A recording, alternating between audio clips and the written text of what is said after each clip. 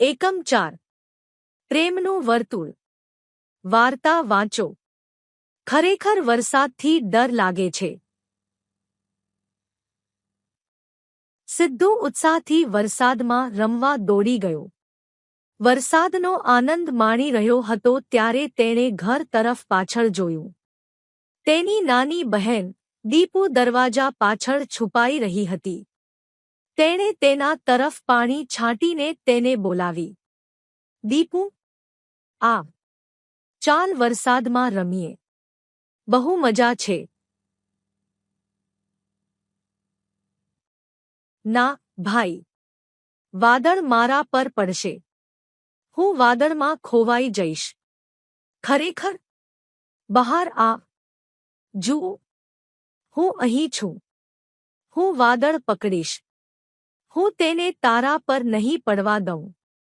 ભાઈ, તું જૂઠું બોલી રહ્યો છો, તારા હાથ ખૂબ નાના છે, તું વાદળને કેવી રીતે પકડી શકીશ? દીપુએ મૂંઝવણમાં પૂછ્યું।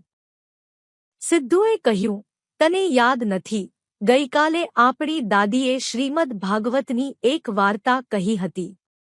ભગવાન કૃષ્ણએ તેની નાની, ટચલી આંગળી પર એક વિશાળ ગોવર્ધન પર્વત ઉપાડ્યો હતો। હું પણ તેની જેમ મારો હાથ ઊંચો કરીશ અને વાદળને પકડીશ। હું મારી પ્રિય નાની બહેનને કઈ રીતે કંઈ થવા દઈ શકું?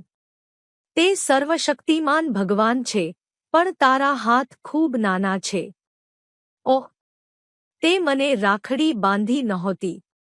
જો આ રાખડીની શક્તિ મારા હાથમાં આવી ગઈ છે, હું તને પડતા વાદળોથી બચાવી શકું છું।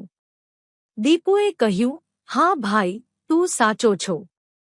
સિદ્ધુ કહે છે, તો હવે બહાર ચાલ અને ચાલ વરસાદમાં રમીએ। આટલું કહીને તે અંદર ગયો અને દીપુને વરસાદમાં બહાર ખેંચી ગયો। તે ત્યાં ઊભી રહી, થોડીવાર માટે થોડી ડરી ગઈ અને પછી વરસાદમાં તેના ભાઈ સાથે રમવા લાગી। હવે તે વરસાદથી ડરતી નહોતી।